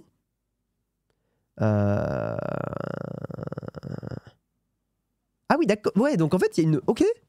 Ah mais attendez, mais là je tombe des nues. Je pensais qu'il y avait une solution technique qui avait été proposée, qui avait été validée, que c'était en route et tout. Mais c'est le bordel en fait. Mais let's go. Oh putain. Mais évidemment que les sites de fesses, bah, ils vont laisser pour l'instant tout comme c'est aujourd'hui, quoi. Ah oui, il n'y a pas d'obligation technique aujourd'hui, d'accord, ok. Sans déconner. Là j'avoue, presque je tombe du siège. Alors, la piste privilégiée par le gouvernement est l'usage d'une application mobile dédiée. Développée par une entreprise tierce, elle servira d'interface imperméable entre le site X et l'internaute pour éviter la circulation de données personnelles. Oui, c'est la méthode de double anonymat. C'est quand même pas idéal, hein. Il peut toujours y avoir quand même des problématiques. Bref, je ne me vois absolument pas utiliser une application pour aller sur un site de fesses, hein, très honnêtement. Mais bref. Ah oui, mais en fait, c'est plus le bordel que ce que je pensais. Et en fait, le problème de tout ce débat, c'est que, je ne sais pas si vous êtes d'accord avec moi, mais en fait, il n'y a pas de bonne solution technique et j'ai quand même l'impression qu'on dépense une énergie et de l'argent dans ces choses-là, alors qu'on ferait peut-être mieux de dépenser de l'énergie et de l'argent dans de l'éducation sexuelle, d'avoir des intervenants et intervenantes, et c'est déjà le cas, hein, je le sais, mais d'avoir des intervenants, intervenantes qui passent dans les collèges, dans les lycées, qui viennent dire aux ados, voilà, vous allez voir des images pornographiques. Sachez que ces images ne représentent pas la réalité. D'ailleurs, il y a tout un débat sur la pornographie à avoir, mais on ne va pas le faire maintenant. Et voilà, et permettre d'avoir quand même, au moins de prévenir les ados que dans la pornographie, on va dire la pornographie mainstream, il y a des choses qui ne sont pas comme dans la vraie vie. Il y a quand même... Enfin bon, bref, on va pas faire ce débat là maintenant. Mais en tout cas, ouais, il me paraît plus pertinent de dépenser de l'argent et de l'énergie pour que tous et toutes les collégiens, collégiennes aient des intervenants qui parlent de ça, les jeunes puissent se confier et discuter avec ces intervenants, plutôt que de tenter de faire un blocage technique qui de toute façon va être contourné par le moindre petit VPN, ou si ça se trouve même par un DNS, changer juste le DNS. Ça me paraîtrait 1000 fois plus pertinent. Maintenant, il y a sûrement des contre-arguments intéressants, hein, je ne dis pas. Internet à la base n'est pas un babysitter, ce n'est pas aux institutions de pallier aux carences des parents. Je suis pas du tout d'accord avec toi, Caradoc. Si, l'État peut aussi avoir un impact sur la pornographie, peut essayer là, pour le coup, l'État n'est pas en train de contrôler en disant tel contenu pornographique n'est pas bien. Enfin, on n'est pas dans un débat de morale. L'État cherche juste à éviter que des mineurs aient accès à de la pornographie, voilà, en mode let's go. Après, on sait qu'il y a une forme d'hypocrisie parce qu'on sait très bien que quand on est ado, on va explorer ces choses-là, donc il y a une forme d'hypocrisie. Mais on peut aussi comprendre que voilà, la pornographie soit interdite aux mineurs. Voilà, ça, je vais pas forcément... Enfin, je vais pas le remettre en question, ça. Mais il y a des débats quand même à avoir sur tout ça. Hein. Il y a des débats à avoir. L'État a un rôle éducatif comme les parents, la société. Ouais. Alors ça, afin de faire Jess, là tu l'affirmes, mais j'aime bien qu'on discute. Là tu l'affirmes comme c'était une vérité générale. La réalité, c'est qu'on peut en débattre. L'État a un rôle éducatif jusqu'où? Sans faire du point Godwin, l'État qui a un rôle éducatif, c'est aussi parfois un problème. Donc maintenant, la question, c'est quel équilibre? Internet à la base n'est pas un baby... Ah oui, ça je l'ai lu, pardon. Ça montre bien comment ce gouvernement mise tout sur la répression. Ah, après ça, voilà, Jade RDH, là, voilà, c'est une opinion politique que je partage un petit peu, mais il n'empêche que effectivement, moi j'avoue que ça m'embête qu'on parle d'abord de répression dans le domaine de l'éducation sexuelle plutôt que de discussion et voilà, et d'apprentissage et de prévention. C'est ça en fait, c'est qu'il me paraît plus pertinent de dépenser l'énergie dans la prévention sexuelle plutôt que de tenter de bloquer du porno, que de toute façon, mais vous le savez, et puis les parents dans le chat, et puis machin, enfin, on a tous été ados, quoi. On sait très bien que on explore. et que un ado qui veut aller trouver un site de cul, franchement, enfin, ou des images de cul, il peut déjà le générer avec Midjourney, enfin pas avec Midjourney, mais il peut déjà générer avec des IA des images de fesses. Donc au bout d'un moment, voilà, est-ce qu'on va pour moi, c'est comme interdire. Des fois, quand je vois ça, ça me fait hurler, ça me fait péter un câble. Quand je vois des gouvernements qui veulent interdire le chiffrement, c'est comme interdire les mathématiques, quoi. Enfin, j'ai envie de canner quand je lis des trucs comme ça. Donc, bref. C'est du pipeau. J'ai Starlink qui arrive très bien à bloquer les sites pirates. Non, mais tu peux jamais bloquer des sites pirates non plus. Honnêtement, là, en une seconde, je te fais une recherche sur DuckDuckGo, je te trouve 46 000 sites de torrent pour télécharger des trucs. Donc voilà. Après, l'avantage des sites X avec les jeunes, c'est que comme la plupart sont en anglais, ça leur apprend l'anglais. Oh putain. Je suis pas convaincu de l'apprentissage de l'anglais par des sites de fesses, hein, mais bon, on peut en discuter. Tomber des nues dans un article porn. Effectivement, elle est pas mal, Jérôme, je suis d'accord. Elle est pas mal.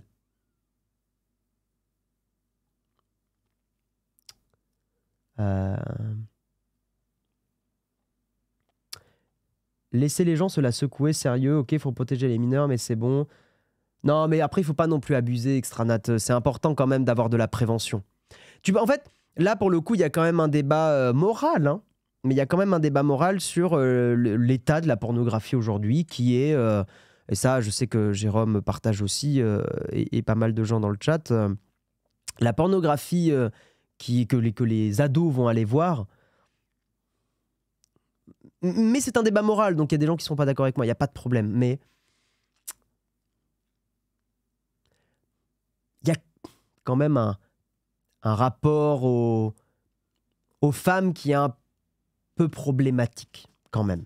Il y a un rapport au consentement et au tout ça qui... Et c'est vrai que... bon, ça se discute, quoi. Ça se discute. Maintenant, où on met le curseur, qui suis-je pour établir la morale, tout ça, hein, bien sûr. Voilà, très compliqué.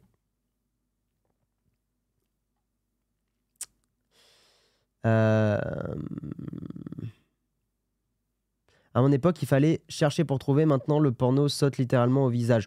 Faut pas exagérer non plus. Quand tu navigues sur Internet classiquement, faut quand même le chercher pour trouver des images de fesses, hein, quand même. Mais voyez peut-être que, typiquement, est-ce que des messages de prévention, par exemple, est-ce que forcer les sites pornographiques, plutôt que de dire on va faire un blocage avec une application tierce, blablabla, plutôt de forcer, par exemple, un site porno à avoir un timer. Ouais, c'est con, alors là c'est une idée, on en discute, mais typiquement, qu'est-ce que vous en pensez? L'idée qu'il y ait un timer avec un message de prévention, un timer un peu chiant, genre par exemple 5 à 10 secondes, où en gros il y a un message qui dit voilà, le contenu que vous allez voir, en gros vous dites, vous avez le truc, je suis majeur, machin, entrée. Et après ce truc, vous avez un timer de quelques secondes avec un message, un encart, qui dit voilà, le contenu que vous allez regarder est un contenu pornographique. Ce contenu n'est pas forcément, représentatif de ce qu'est la sexualité, etc. En fait, il y a un message de prévention. Un petit message de prévention, tout court, tout simple. Ça me paraîtrait 1000 fois plus efficace. Ça permettrait peut-être aux ados, alors même si derrière, ça va se palucher, enfin voilà, bref, vous savez bien. Mais je me demande si un truc un peu comme ça et pas 1000 fois plus efficace pour... En fait, l'idée, c'est de mettre en tête que le contenu que les ados vont regarder, ou pas que les ados d'ailleurs, mais les contenus que c'est pas représentatif de la réalité. Rien que ça me paraît 1000 fois plus efficace que de faire des trucs à la double vérification de mes fesses. Voilà. Comme pour le cas... Oui, comme pour la clope. Par exemple, la clope, quand vous achetez un paquet de clopes, vous avez des messages de prévention. L'alcool, vous avez vous avez un message de prévention. Le catch, je savais pas, comme tu le dis, Jade, mais effectivement, apparemment, le catch, vous avez un truc qui dit que la situation, les combats ne sont pas réels, que c'est pas voilà, etc., etc., etc.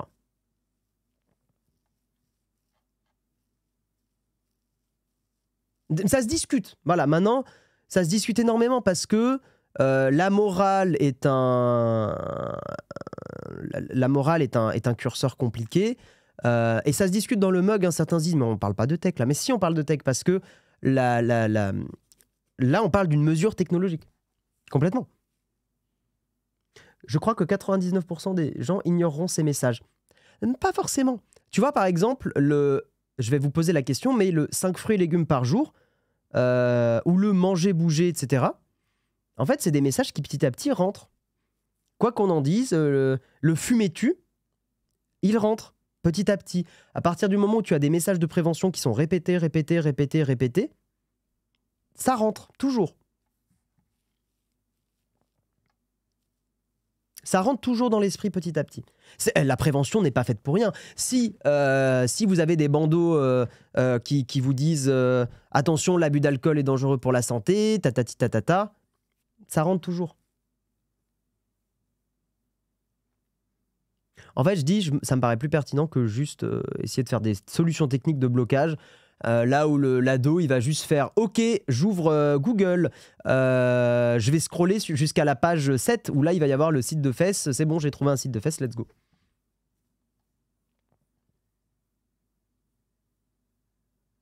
Je serais curieux de savoir le nombre de personnes qui ont décidé d'arrêter de fumer grâce aux messages sur les paquets. Alors ça, on n'a pas les chiffres de la causalité, mais par contre, on sait que la cigarette est en chute, non ? Moins que je me trompe, mais il me semble. Voilà. Allez, mesdames et messieurs, on va passer à la fin de l'émission. On passe directement au camp de fac. On va reparler un petit peu. On peut continuer à parler de ce débat, mais voilà, on va passer à ça. Il n'y a pas de message particulier à dire pour cette émission. Je réfléchis, mais je crois pas. Donc on va passer au camp de fac directement. On peut continuer jusqu'à 9h30, 35. Tranquillement, c'est parti.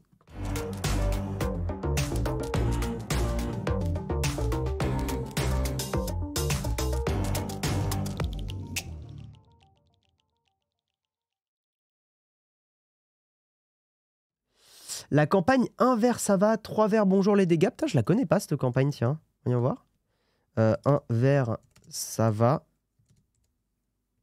3 verres bonjour les dégâts, je la connais pas. Ah oui, c'est une vieille... Ok. Oh, quand même, c'est là où vous vous rendez compte que ça a évolué parce que 1 verre ça va. Le 1 verre ça va. Aujourd'hui, il serait plus accepté. Dans le sens où aujourd'hui, par exemple pour la prévention routière, c'est pas d'alcool du tout. Le message de prévention aujourd'hui. Donc le 1 verre ça va, 3 verres... Et vous voyez, c'est marrant parce que moi je le sens quand par exemple je suis en famille. Je sens que le rapport à l'alcool entre les générations, il n'est pas le même. Par exemple, moi, des fois dans ma famille, je vois des personnes, je sais qu'elles vont conduire derrière, mais je les vois boire. Et en fait, dans ma tête, aujourd'hui, moi, ça me choque. Pour moi, c'est vraiment, si je conduis, je bois 0, 0, 0, quoi. Vraiment 0. Et c'est là où je trouve qu'il y a des... C'est là où on sent que la prévention, elle a été utile. Parce qu'effectivement, elle a fait évoluer la mentalité de si je conduis, je bois pas du tout, quoi. Je bois pas du tout. Et parce que moi, ça me gêne. Je sens que si je bois, alors que je conduis, il y a un truc qui coince dans ma tête. Guillaume, il vous a fallu combien de temps pour démonter? Ah bah oui, tiens, merci de me le rappeler. Juste un petit remerciement au nom de l'équipe Nowtech, à toutes et tous pour le Battle for. Vraiment un grand merci à vous toutes et tous qui ont été là pendant l'événement. J'espère qu'on fera l'année prochaine. On a récolté au total plus de 400 000 € pour Handicap International et Premier de Cordée. De l'argent qui, on l'a expliqué tout au long de l'édition, qui vont leur servir à beaucoup d'actions. On a notamment appris que Handicap International faisait notamment alors, beaucoup de choses dans l'assistance aux personnes en situation de handicap, mais faisait aussi du déminage. Voilà, c'est un des grands combats d'Handicap International. Et on a aussi pu découvrir Premier de Cordée qui vient à l'hôpital pour aider notamment les enfants en situation de handicap, mais pas que, hein, à avoir des animations. Donc on a récolté au total, tous les streamers et streameuses ont récolté plus de 400 000 €, c'est énorme. Et nous, sur Nowtech, la cagnotte a atteint plus de 8 000 €. Donc 8 000 €, on a atteint des donation goals quand même très très rigolos. Notamment, par exemple, qu'on va faire un mug sur un yacht. Il y a une semaine de mug où on va avoir des invités tous les jours. Karina va faire un mug, oui, ça je l'ai dit au début de l'émission. etc., etc. Il y a une semaine aussi, je vais devoir porter une casquette absolument immonde. Une casquette en toile de jute absolument dégueulasse. Attendez, mais je vais vous montrer. Elle est vraiment immonde. Casquette. C'est ça, un toile de jute. Déjà, le mot jute, il est terrible. On va aller en parler de pornographie juste avant. Allez, hop, la bofferie, c'est ce matin. Je vais devoir porter cette casquette. Ouais, c'est celle-là. Je vais devoir porter, mesdames et messieurs, cette casquette pendant une semaine de mug. Enfin, pendant plusieurs mugs, parce qu'au final, je dis une semaine de mug, mais... Ah, mais non, mais comme Jérôme sera pas là... Bah oui, voilà, je pense que je la porterai à ce moment-là. Elle est moche, hein. Ça, c'est la casquette Bobo Écolo. Let's go. La casquette en toile de... en sac à patates. Voilà. J'ai envie déjà de canner, bien sûr, avec du liège. Hein. Attendez, on n'arrête pas une équipe qui gagne, hein, bien sûr, avec du liège. Jérôme, lui, il devra porter un pull de marin où il y a écrit Berthe et tout. Enfin, bref, ça va être terrible. Non, en vrai, c'est pas si moche, vous abusez, les gens. Non, non, non, non, non, non, non, vous abusez, il y a du liège. À aucun moment, je porte une casquette avec du liège, sans déconner. Non, non, non, non. Là, je fais mon hipster insupportable. Hein. J'assume totalement. Mais c'est pas possible. Non, non, non, mais les gens, c'est pas possible de porter un truc où il y a du liège. Excusez-moi, le liège, c'est sur les... c'est les bouteilles de pinard, le liège. Bref. Après, ça peut être stylé d'aller au magasin bio chercher quelques pommes de terre et de les mettre dans la casquette. On a aussi une semaine. Ah oui, les gens, bien sûr. On a une semaine, pardon. On a une semaine sans citer le mot Apple. Il y a une semaine de mug où on ne devra pas dire aucun mot lié à la société Apple. C'est-à-dire, on n'aura pas le droit de dire Tim Cook, on n'aura pas le droit de dire Apple, iOS, MacBook, macOS, App Store, iPad, etc., etc. Interdiction. Interdiction. Donc on devra trouver des moyens différents de dire ces mots. Non, alors, et justement, on devra trouver des moyens sans tricher trop facilement. Pour moi, le challenge, c'est d'éviter de dire la marque à la pomme. Un truc comme ça. Sinon, un abonnement offert par mot Apple. On verra si vous êtes sage. C'était trop cool le Battle Forge, j'étais mort de rire avec Jérôme et ça va déformer. Eh, vous savez quoi? On va se mater un petit clip. Voilà, vous savez quoi? On se mate un petit truc. Juste pour ceux qui n'étaient pas là. Et alors, dans le chat, qui n'était pas là? Tiens, manifestez-vous, c'est votre moment. Qui n'était pas là dans le chat? Voilà. Qui n'était pas là? Qui n'a pas regardé le Battle Forge?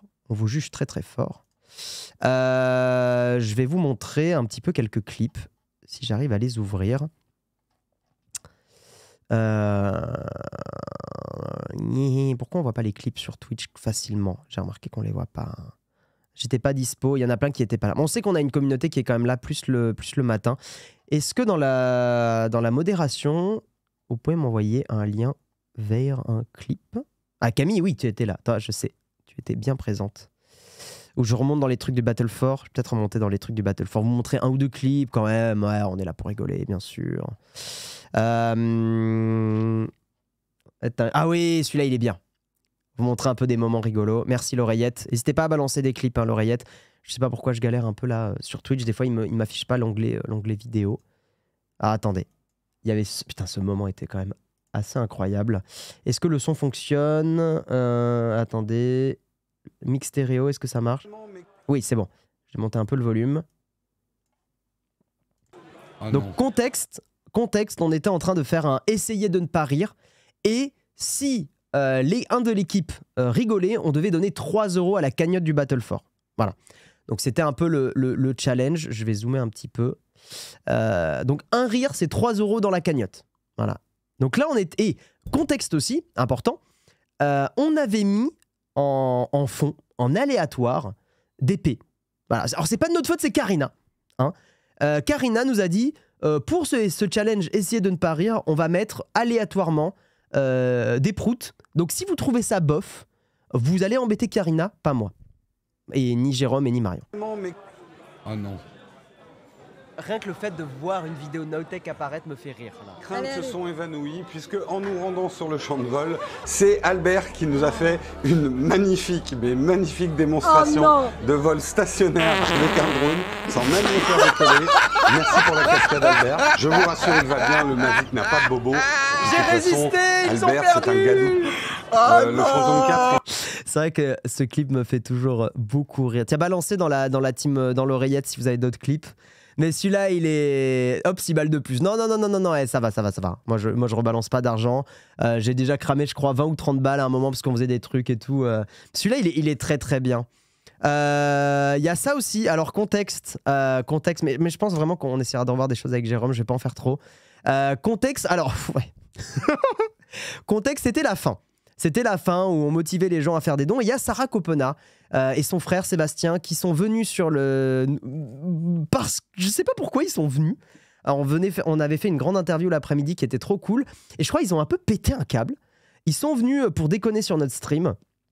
Et on a Jérôme qui s'est mis en mode Baba Yaga. Ceux qui n'ont pas la rêve, Baba Yaga, c'était pendant le test de l'iPhone 14 où Jérôme avait fait un déguisement Baba Yaga. Ou iPhone 13, pardon, excusez-moi, iPhone 13. Et Baba Yaga est revenu. Baba Yaga est revenu pour le Battle 4. Et il y avait Radio Baba Yaga. Guillaume, là, j'entends. tu entends Baba Yaga Sound, le son de l'enfer. Le son de l'enfer. Mais le son aussi qui va t'endiabler. La musique va avoir le drop.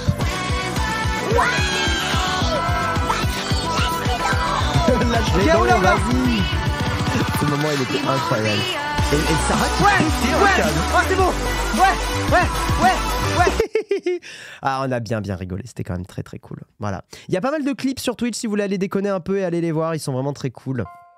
Merci pour vos subs, merci Weapon Geek, merci Nonix, merci Chris Mulder, merci énormément, merci Gigo Splinter, je crois que je t'ai remercié déjà, mais merci beaucoup. J'avoue qu'au plus vraiment c'est ancré dans nous ces blagues. Sarah qui lançait des ta gueule Jérôme, c'est vrai que le ta gueule Jérôme, bon, faut avoir un peu le contexte. Allez, je vous montre un dernier clip pour terminer le mug ce matin, mais on essaiera de se refaire un petit débrief récap avec Jérôme. Ce clip, ça c'est... alors contexte, on joue à Mario Kart, c'était une des animations, Jérôme qui a accepté de jouer à Mario Kart. Et en fait, on a une vanne, c'est que Léo, donc vous connaissez Léo, il a fait le mug hier, hein, voilà. Il a une vanne où il flatte Jérôme. Voilà, il fait oh mon GG, je te sers un café, mon GG. Voilà, on a une vanne en interne. Et en fait, avec une voix vocodée modifiée, en fait, il arrêtait pas de flatter Jérôme en train de jouer à Mario Kart. C'est vrai que c'était à mourir de rire. Mon GG, mon petit Jérôme d'amour. C'est un enfer, c'est moi. Aïe, si tu vas la fermer. Et Jérôme qui lui dit tu vas la fermer. Bref, très drôle. Voilà. Et vous avez raté le retour du Twitch achat. Effectivement, on a fait un comeback du Twitch achat, évidemment. Dans les petites annonces aussi, j'en profite, j'en fifite, bien sûr. Je serai, mesdames et messieurs, allez le suivre. Je serai normalement, si tout va bien, ce soir. C'est vrai que j'en ai pas parlé. Je serai... Est-ce qu'il est en stream? Non, il est pas en stream. Je serai ce soir, mesdames et messieurs, je vous mets le lien dans le chat, en fin de journée chez Joe Coco. Voilà, chez Joe Coco. Joe Coco qui est une personne absolument géniale, qui bosse aussi beaucoup avec Samuel Etienne. Globalement, je crois que c'est Joe Coco qui produit beaucoup d'émissions de Samuel Etienne. Pour faire une petite interview. Voilà, je pense qu'on reparlera un peu du Battle 4, on parlera de plein de choses. Donc n'hésitez pas à aller suivre Joe Coco. Voilà, DJOWCOCO. Je serai chez Joe Coco ce soir pour blablater un peu de plein de choses. Il m'a gentiment invité, je crois que ça sera chez lui, il me semble. Pardon, pas de souci, l'oreillette, c'est noté. Donc je serai chez Joe Coco pour blablater de tout et de rien, ça va être trop cool. Donc n'hésitez pas à aller le follow pour avoir la petite notification en fin de journée. On discutera de plein de choses, voilà. C'est lui qui m'interviewe, ouais, tout à fait. C'est lui qui m'interviewe. Alors après, le mot interview est un peu gros, hein, ça sera plus une discussion. Normalement, on boira des coups tranquillou et on discutera de plein de choses. Voilà pour la petite promo. Donc allez suivre ça. Demain, le retour du Jedge, le Jérôme qui fera le mug. Alors, normalement, sa voix est moins cassée, donc tout va bien. Il sera en capacité de faire le mug. C'est vrai qu'on avait quand même la voix bien pétée, hein. Surtout Jérôme. Moi aussi un petit peu, mais surtout Jérôme. Donc, Joe Coco, c'est en fin de journée, Matt Eleven. Voilà. Et demain, donc Jérôme qui fait le mug. Ce soir, si vous êtes contributeur, contributrice, à 18h, vous le savez, vous avez le jeudi contributeur, contributrice. Donc voilà, allez voir évidemment ça, hein, activez bien vos emails, allez bien sur Discord, un point d'exclamation Discord. Voilà, 18h. Comme toutes les semaines, on blabla de tout et de rien. C'est le moment où vous pouvez poser toutes les questions que vous voulez à l'équipe. Et puis voilà, je crois que j'ai à peu près fait le tour. Il y a la vidéo sur le Steam Deck qui est apparue sur la chaîne aussi, qui a été publiée en début de semaine. Je vous fais des gros bisous, merci d'avoir suivi le mug. Je sais pas qui je vais raid ce matin, mais je vais regarder ça tout de suite en lançant le générique de fin. Merci à tous d'avoir suivi le mug, des bisous et à demain. Ciao ciao.